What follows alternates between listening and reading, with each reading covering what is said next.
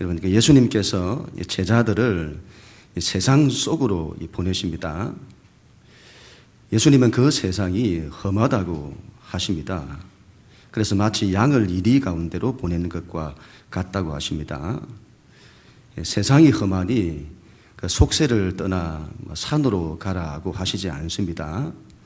그런 세상에서 살기도 힘들고 자식 키우기도 힘드니 이민 가라고 하시지 않습니다. 오히려 그런 험한 세상 속으로 우리를 보내십니다.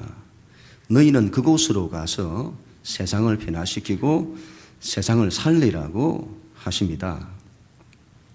여러분, 지금 세상이 얼마나 힘든지 모릅니다. 이 생존 경쟁의 전쟁터잖아요. 먹고 살기가 얼마나 힘든지 다른 사람들과 경쟁해서 이겨야만 사는 그런 세상입니다. 엄마들이 제일 좋아하는 숫자가 100이라고 하더군요. 시험을 쳤는데 100점을 맞은 겁니다. 좋아한대요. 그런데 그것보다 더 좋아하는 숫자가 있다고 하더군요. 1이라고 합니다. 1등을 제일 좋아한대요. 가정이 그러니 사회가 그런 건 당연합니다. 권위가 다 무너지고 예의가 없는 세상입니다. 자식이 부모를 죽이는 것도 모자라 부모가 자식을 죽이는 세상입니다. 가장 기초가 되는 가족 공동체가 해체되는 그런 시대입니다. 겉으로는 화려한 기술 문명과 문화로 포장이 되어 있습니다만은 속으로 들어가면 이건 사랑도 없고 온통 개인주의와 이기주의가 팽배하고 갈등과 분노와 싸움이 가득한 그런 세상입니다. 예수님 제자들에게 그런 세상에 대해서 미리 계산을 하라고 하십니다. 험한 세상이라는 것을 미리 알게 하시는 거죠. 그리고는 각오하게 하십니다. 그런 세상을 두려워하지 않아야 한다고 하십니다. 많은 반대와 공격이 있을 건데 너희는 뱀같이 지혜로워야 한다. 거기에 넘어져서는 안 된다. 비둘기같이 순결해야 한다. 그런 험한 세상 속에서도 너희 믿음을 지켜내야 한다. 그렇게 말씀을 하세요. 우리가 자식들을 오냐오냐 키워서는 안 될 것입니다. 고생도 안 하고 어려움도 안 겪고 그저 그냥 편안하게 잘 먹고 잘 살기를 바라는 자식을 향한 이 부모의 마음은 이해를 합니다만 세상은 여러분 본래 그런 곳이 아닙니다. 고생 없이 어려움 없이 편안히 살 수 있는 곳이 아니에요. 그런 세상 속에 들어가서 세상을 뚫고 나가는 자녀들로 키워야 할 건데 그냥 자식들을 감싸고 오냐오냐 키우니 사회 나가서 다 무너지는 겁니다. 조금만 고생해도 죽겠다고 하고 조금만 어려움이 와도 못하겠다고 하고 조금만 불편해도 견디지를 못해요. 이건 여러분 삶의 자세를 완전히 바꿔야 합니다. 각오하게 해야 합니다. 고생을 각오해야 한다고 가르치고 어려움을 각오해야 한다고 가르쳐야 합니다. 그런 것들을 이기는 지혜를 가르쳐야 합니다. 부모부터 그래야 하고 자식들도 그렇게 가르쳐야 합니다. 험한 세상을 자꾸 피하도록 만들지 마시고 그런 세상 속으로 들어가 세상을 도전하고 세상을 뚫고 나가도록 그렇게 만들어야죠. 여러분, 오늘 예수님의 말씀도 그런 말씀입니다. 우리가 5월 한 달 동안에 마태복음 10장을 보고 있는데 예수님의 대강론이죠. 큰 가르침. 내가 너희를 세상 속으로 보낸다. 너희는 세상에 나가서 이렇게 하나님의 일을 해라. 이렇게 복음을 전해라. 사람들의 약한 것들, 아픈 것들, 병든 것들을 고쳐내라. 그들을 살려내라. 이게 여러분 전부일 것 같은데 그 내용은 10장에서 여러분 3분의 1밖에 안 돼요. 나머지 3분의 2의 내용이 세상에 대한 삶의 자세를 말씀합니다. 세상이 너희를 반대할 거다. 세상이 너희를 공격할 거다. 너희를 넘어뜨리려고 할 거다. 거기에 대해서 준비해야 한다. 반대를 각오해야 한다. 고생을 각오해야 한다. 그리고 세상을 이겨내야 한다. 24절부터 26절 말씀, 우리 하나님 말씀 같이 읽습니다. 시작. 제자가 그 선생보다 또는 종이 그 상전보다 높지 못하나니 제자가 그 선생 같고 종이 그 상전 같으면 조카도다. 집 주인을 바알세불이라 하였거든 하물며 그 집 사람들이랴. 그런즉 그들을 두려워하지 말라. 아멘. 여러분, 세상의 반대가 당연하다는 말씀입니다. 제자가 그 선생보다, 종이 그 상전보다 높지 못하다. 당시 격언이었던 것 같습니다. 여러분, 인간은 하나님으로부터 났습니다. 그래서 하나님보다 높을 수가 없어요. 제자는 스승으로부터 납니다. 그래서 스승보다 높을 수가 없습니다. 종은 주인으로부터 나옵니다. 그래서 주인보다 높을 수가 없습니다. 나를 바알세불이라고 하였다. 여기서 바알세불이란 귀신의 왕을 말합니다. 여러분, 대단히 사람을 무시하고 인격을 모독하는 말이죠. 예수님을 얼마나 반대했으면 예수님을 귀신의 우두머리라고 하는 겁니다. 예수님은 세상으로부터 그런 공격을 받았습니다. 예수님은 사랑 그 자체에 있어요. 그 사랑의 높이와 깊이와 넓이를 청량할 수 없습니다. 가난한 자, 애통한 자, 병든 자, 고난당하는 자들을 예수님 위하셨고 이 죄인들의 친구가 되셨습니다. 원수까지도 사랑하셨습니다. 우리를 당신의 목숨보다 더 사랑하셨습니다. 우리를 살리시고자 십자가의 죽음도 마다하지 않으셨습니다. 여러분, 예수님께서 무슨 잘못을 했을까요? 뭘 잘못했기에 그분을 그렇게 싫어할까요? 예수님 말씀에 나를 그렇게 대했거늘 하물며 너희일까 보냐. 제자가 그 선생 같으면 족한 법이다. 제자가 그 선생처럼 취급을 받으면 그건 당연한 거다. 그걸 이상히 여기지 마라. 당연하게 여겨라. 그리고 두려워하지 마라. 내가 세상으로부터 그렇게 반대를 받아도 하나님의 뜻이 이루어졌다. 그들이 나를 어찌하지 못했다. 나의 사명은 포기되지 않았고 하나님의 역사는 실패되지 않았다. 내가 세상을 이기고 승리한 것처럼 너희도 그렇게 될 거다. 그러니 두려워하지 마라. 여러분, 우리가 받는 반대와 핍박이 아무리 커도 예수님보다 크지 않습니다. 그래서 세상의 반대를 받으면 예수님은 이것보다 더 큰 반대도 받으셨는데 이것쯤이야. 그렇게 하면서 여러분 일어서야 합니다. 우리가 겪는 어려움이 아무리 커도 예수님이 겪으신 어려움만큼 크지 않습니다. 그래서 이런저런 문제를 만나면, 경제적인 어려움을 만나면 예수님은 아무것도 없이 사셨다. 나보다 더 어렵게 사셨다. 그래도 사셨다. 이 정도 경제적 어려움이야 하면서 당당히 살아내야 합니다.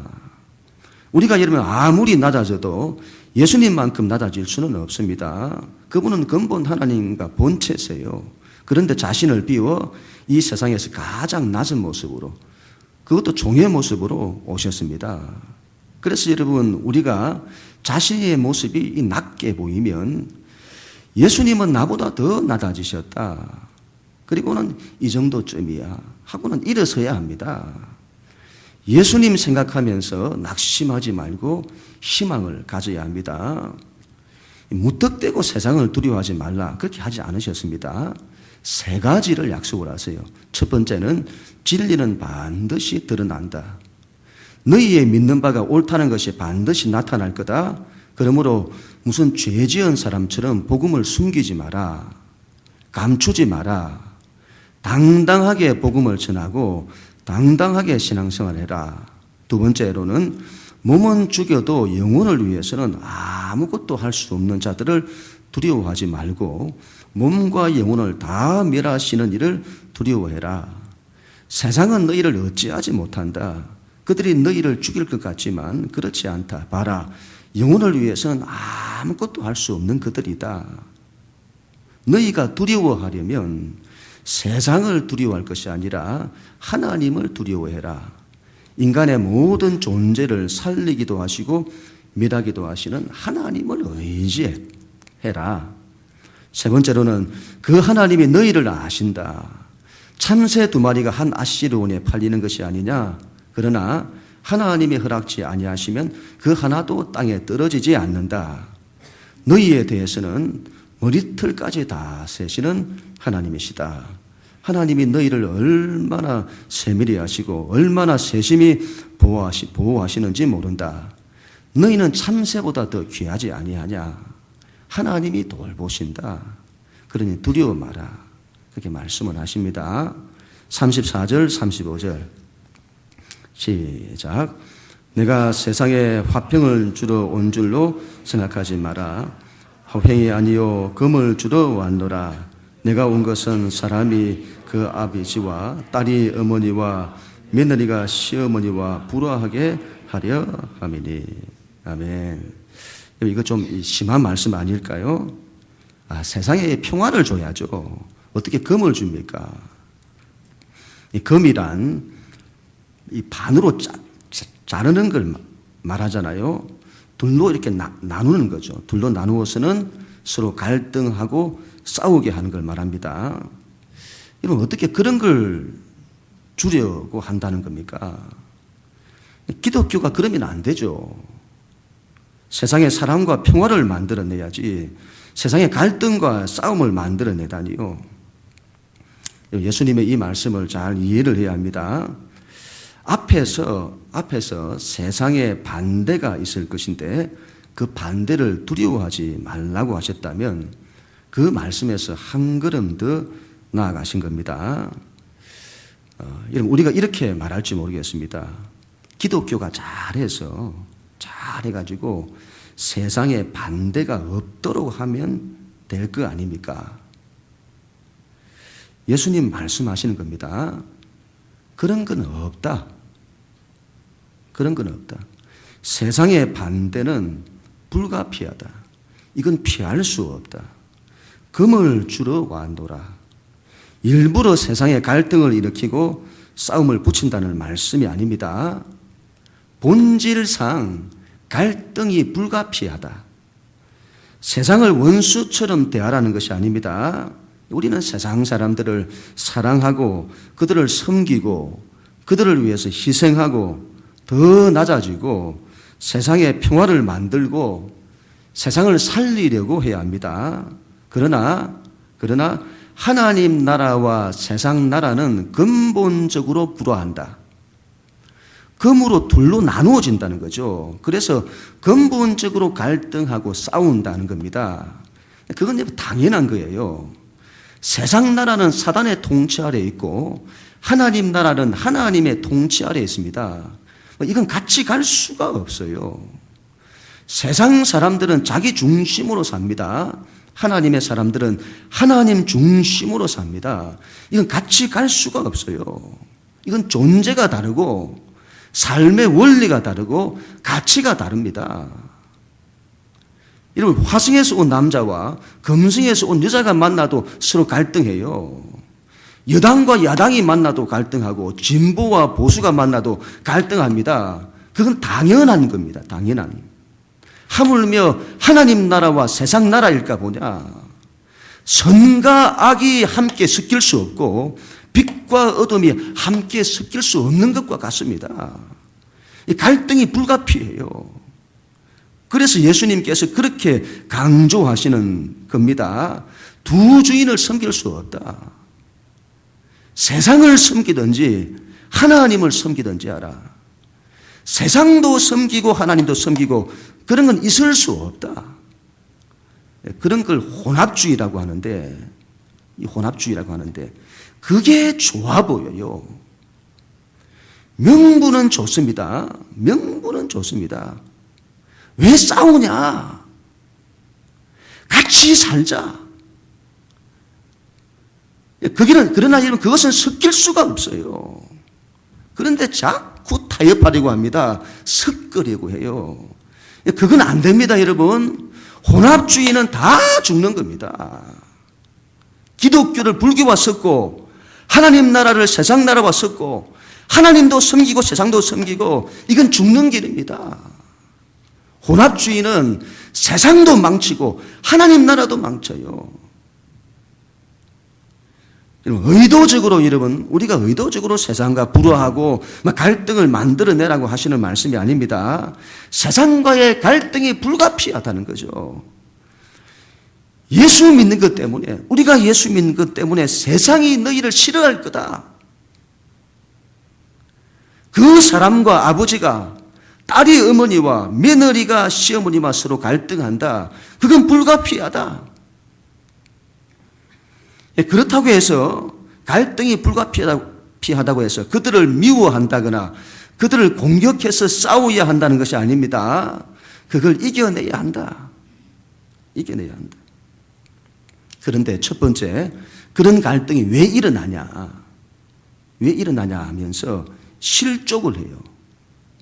세상이 기독교를 반대하는데 그걸 이상하게 여기고는 왜 세상으로부터 욕을 먹느냐 하면서 믿는 자가 교회를 욕합니다. 그런 거 하면 안 됩니다. 잘못한 게 있으면 반성하고 고치면 됩니다. 그러나 갈등은 불가피합니다.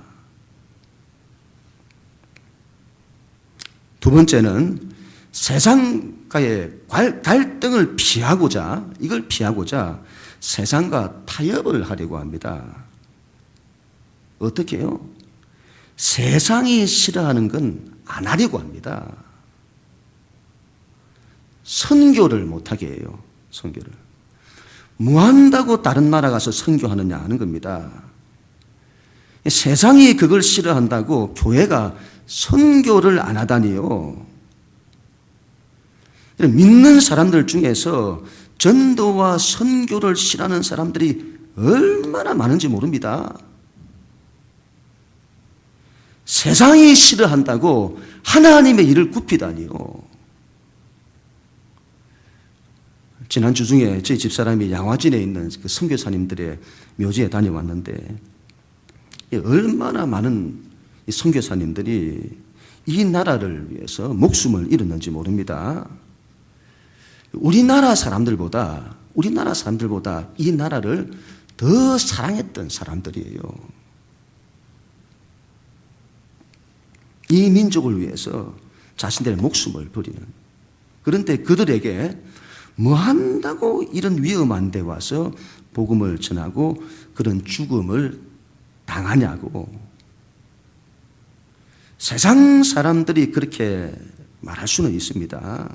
그러나 믿는 자들이 그렇게 말하면 안 되죠. 하나님이 어떻게 보시겠습니까? 이건 통탄할 일이에요. 믿는다는 게 뭔지를 아직 모르는 겁니다. 세상이 싫어한다고 정도를 안 하다니요. 있을 수가 없는 일입니다. 세상과의 갈등이 무서워서 눈치 보면서 신앙생활하고 쉬쉬하면서 신앙생활하고 예수 믿는다는 거 숨기고 표도 안 내고 무슨 죄 지은 사람처럼 믿는다는 게 그랬어야 되겠습니까? 예수님 앞에 갔을 때 무슨 소리 들으려고요? 갈등이 싫어서 믿는 바를 포기하다니요. 가족이 반대한다고 예수를 안 믿다니요. 가족이 싫어한다고 신앙생활을 대충대충 하다니요. 그래서는 신앙이 이것도 아니고 저것도 아니고 그랬어야 되겠습니까? 37절, 38절 시작. 아버지나 어머니를 나보다 더 사랑하는 자는 내게 합당하지 아니하고 아들이나 딸을 나보다 더 사랑하는 자도 내게 합당하지 아니하며 또 자기 십자가를 지고 나를 따르지 않는 자도 내게 합당하지 아니하니라. 아멘. 하나님이 최우선이고 예수님이 최우선이다. 부모를 하나님보다 더 사랑하고 자식을 하나님보다 더 사랑하고 자기를 하나님보다 더 사랑하는 사람은 하나님 나라에 합당하지 않다. 부모님을 사랑하지 말라는 것이 아닙니다. 자식을 사랑하지 말라는 것이 아닙니다. 목숨보다 더 사랑해야죠. 사랑해야죠. 그러나 부모님을 하나님보다 더 사랑해서는 신앙을 포기한다거나 자식을 하나님보다 더 사랑해서 신앙을 포기한다거나 그런 자는 하나님 나라에 합당하지 않다. 세상 사람들은 여러분 이런 말씀에 굉장히 불편합니다. 이해가 됩니다. 아직 신앙이 뭔지를 모르고 하나님이 어떤 분이신지를 모르기 때문이죠. 와이프가 자기보다 하나님을 더 사랑한다고 하면 남편이 굉장히 불편한 겁니다. 외식을 하는데 와이프가 하나님께 감사 기도를 드려요. 밥은 자기가 사는데 왜 하나님께 감사를 하냐고 기분 나빠할 수 있습니다. 그런데 여러분 문제는 믿는 자들이에요. 믿는 자들. 하나님을 별로 사랑하지를 않아요. 예수님을 별로 사랑하지를 않아요. 그래서 하나님 사랑이 부모 사랑보다 못하고 하나님 사랑이 자식 사랑보다 못한 겁니다. 사단이 욥이라는 사람을 고소를 합니다. 고소를 해요. 하나님이 욥이 신앙이 좋다고 하니까 칭찬을 하니까 사단이 이렇게 말을 하는 겁니다. 사람이 까닭 없이 하나님을 섬기겠습니까?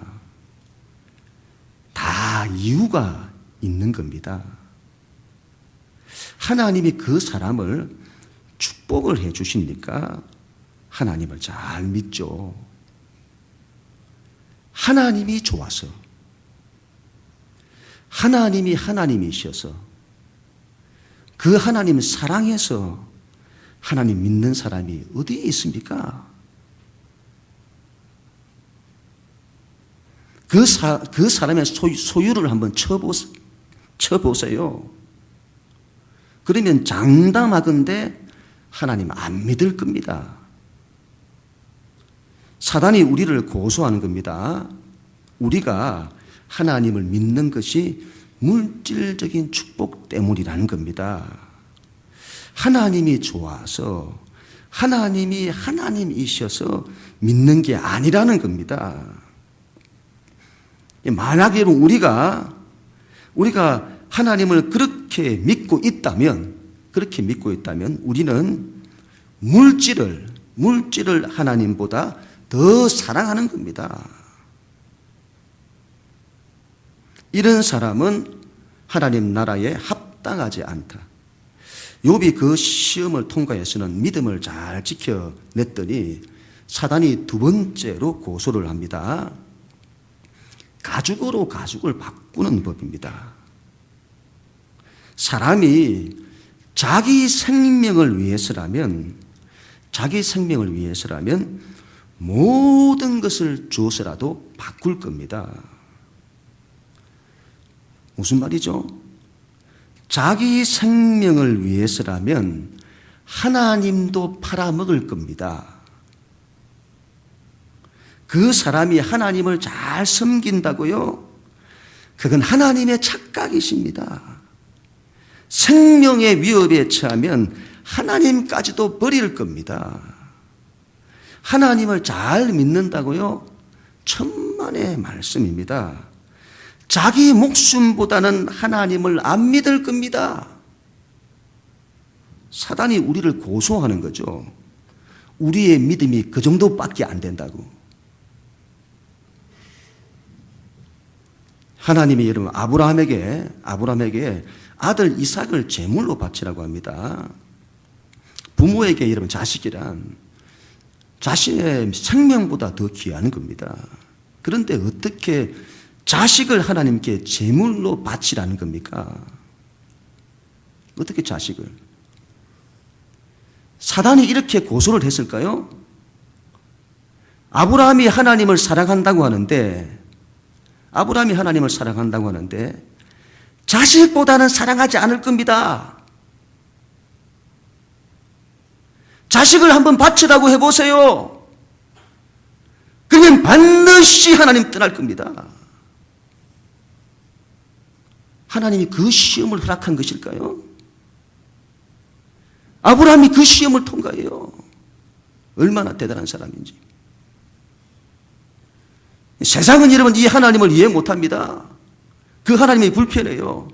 하지만 성경은 이 사건을 최고의 사랑과 최고의 믿음의 사건으로 말합니다. 이 사건은 비밀이에요. 2000년이 지난 이후에 드러나는데 아브라함이 이 아들을 바친 바로 그 장소에서 하나님께서 아들 예수님을 십자가의 제물로 바치십니다. 아브라함이 아들을 바치는 것, 이 사건은 계시인데 하나님이 어떤 분이신지를 나타내시는 겁니다. 하나님이 우리를 어떻게 사랑하셨는지를 보이는 거죠. 아브라함이 자신의 목숨보다 소중한 자식을 하나님을 위해서 죽음에 내어주듯이 하나님이 우리를 사랑하셔서 우리를 구원하시려고 당신의 목숨보다 귀한 아들을 십자가에 내어주시는 겁니다. 아들 예수님은 이 하나님을 어떻게 대했을까요? 그런 아버지, 우리를 사랑하시는 그 아버지를 당신의 목숨보다 더 사랑하시는 겁니다. 그리고는 하나님의 구원의 역사가 펼쳐지는 거예요. 다시 말하면 하나님이 우리를 하나님의 목숨보다 더 사랑하시고 우리는요 그 하나님을 우리의 목숨보다 더 사랑하고 그렇게 해서 하나님의 구원의 역사, 하나님의 생명의 역사가 펼쳐지는 겁니다. 신앙은 그런 거예요. 하나님이 이기적이셔서 여러분 그걸 요구하시는 것이 아니라 우리를 위해서 그렇게 하시는 겁니다. 그게 우리가 사는 길이고 세상을 살리는 길이기 때문이죠. 십자가가 부활을 만듭니다. 십자가가 죽어야 삽니다. 하나님보다 더 살아가는 것이 죽어야 합니다. 그래야 살아요. 이 세상 그 어떤 것도 하나님보다 우선할 수는 없습니다. 그런 자는 하나님 나라에서 합당하지가 않아요. 마지막 40절, 41절 같이 읽습니다. 시작. 너희를 영접하는 자는 나를 영접하는 것이요 나를 영접하는 자는 나를 보내신 이를 영접하는 것이니라. 선지자의 이름으로 선지자를 영접하는 자는 선지자의 상을 받을 것이요 의인의 이름으로 의인을 영접하는 자는 의인의 상을 받을 것이요. 아멘. 예수님 이제 마지막으로 이렇게 말씀을 하시는 겁니다. 상에 대해서 말씀을 하세요. 세상의 반대와 공격에도 불구하고 험한 세상 속에 들어가서 믿음을 지켜내고 복음을 전하고 사람들을 고치고 살리려는 사람들, 복음의 사역자들, 다르게 말하면 전도하는 자들, 하나님께서 그들을 얼마나 귀하게 여기시는지를 말씀합니다. 예수님은 이 복음 전하는 자들을 당신과 동일시하세요. 그들을 얼마나 귀하게 여기시는지, 그들을 잘 대해준 자는 예수님께 한 거고 예수님께 한 것은 하나님께 한 거다. 그들에게 베푼 친절은 예수님께 한 거고 하나님께 한 것이다. 너희 중에 누구든지 그런 자들에게 냉수 한 그릇이라도 주는 자는 내가 진실로 말한다. 그들이 결단코 상을 잃지 않을 것이다. 선지자의 이름으로 선지자를 영접하는 자는 선지자의 상을 받는다. 그 선지자가 하나님의 일을 감당하는데 그들을 받아들이는 사람이 있는 거죠. 잘 대우해 주는.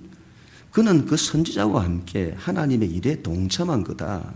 그래서 그 사람은 하나님의 일을 한 선지자가 받을 상을, 그가 상을 받을 건데 그 상을 함께 받는다. 그 의인이 하나님의 일을 하는 겁니다. 그걸 받아들이는 자, 영접하는 자는 그 의인과 함께 하나님의 일에 동참한 거다. 그래서 그 사람은 하나님의 일을 한 그 의인이 하나님으로부터 상을 받는데 그때 상을 함께 받을 거다. 하나님께서 역사를 통해서 이루실 하나님의 일이 있습니다. 예수 그리스도의 복음을 통해서 세상을 살리시는 겁니다. 그걸 구속사라고 합니다. 구속사. 그 일을 감당하는 자는 굉장한 복을 받습니다. 성경에 나타난 믿음의 사람들을 보세요.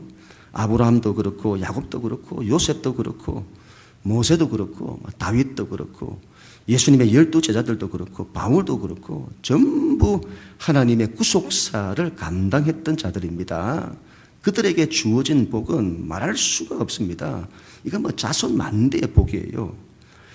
그 일에 여러분, 그런 일에 세상의 반대도 많지만 그들에게 주어질 상과는 비교할 수가 없다.